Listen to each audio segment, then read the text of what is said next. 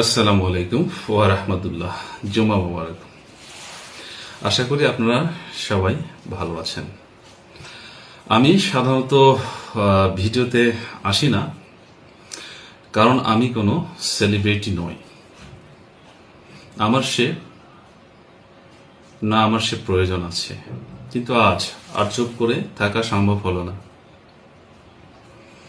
যখন আমার প্রিয় বাহিনী সম্পর্কে ইচ্ছাকৃতভাবে বিভ্রান্তিকর, ভিত্তিহীন ও মন গড়া তথ্য ছড়ানো হয়, তখন দায়িত্বশীল একজন মানুষ হিসেবে নীরব থাকা আমার কাছে কাপুরুষতা বলে মনে হচ্ছে। এই ভিডিওতে কোনো জনপ্রিয়তার জন্য নয়, এটা সত্যের পক্ষে দাঁড়ানোর জন্য, সম্মানের পক্ষে কথা বলার জন্য। কারণ বাহিনী শুধু একটি পোশাক নয়, এটা আমাদের গর্ব, আমাদের আত্মপরিচয়।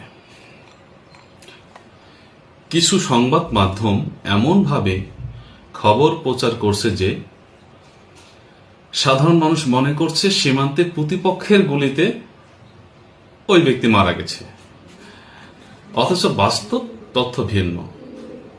আরো দায়িত্বশীল ও স্পষ্টভাবে সংবাদ উপস্থাপন করা উচিত ছিল। ভিউ বা ক্লিকের ব্যবসার জন্য এ ধরনের অস্পষ্ট ও বিভ্রান্তিকর সংবাদ সাধারণ মানুষকে ভুল বোঝাবুঝির মধ্যে ফেলে দেয়, যা খুবই উদ্বেগজনক।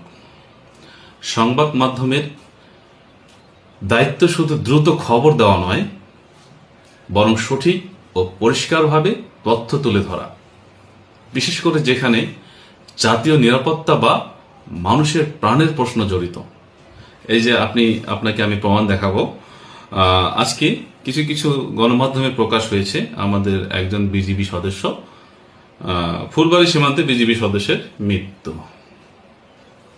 আবার একটি গণমাধ্যম প্রকাশ করেছেন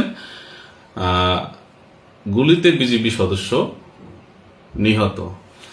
আসল ঘটনাটা তারা না জেনে উপস্থাপন করেছেন। আসল ঘটনা হচ্ছে আমাদের এই বিজিবি সদস্য সে পারিবারিক মানসিক চাপে দুশ্চিন্তাগ্রস্ত হয়ে নিজেই নিজের বুকে গুলি করে আত্মহত্যা করেছেন।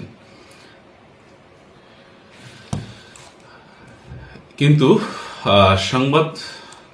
কিছু কিছু সংবাদ মাধ্যম এমনভাবে উপস্থাপন করেছে যে সাধারণ মানুষ মনে করছে সীমান্তে প্রতিপক্ষের গুলিতে নিহত হয়েছে। বাস্তব তথ্য আরও স্পষ্টভাবে জানা উচিত ছিল। ভিউয়ের জন্য বিভ্রান্তিকর সংবাদ খুবই দুঃখজনক।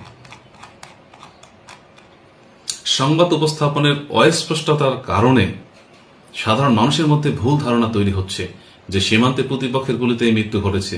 স্পষ্ট তথ্য ছাড়া এ ধরনের সংবাদ প্রচার জনমনে বিভ্রান্তি ও অস্থিরতা সৃষ্টি করে, যা দায়িত্ব জ্ঞানহীন। আসুন আমরা সঠিকভাবে সংবাদ উপস্থাপন করতে শিখি। ধন্যবাদ। আসসালামু আলাইকুম।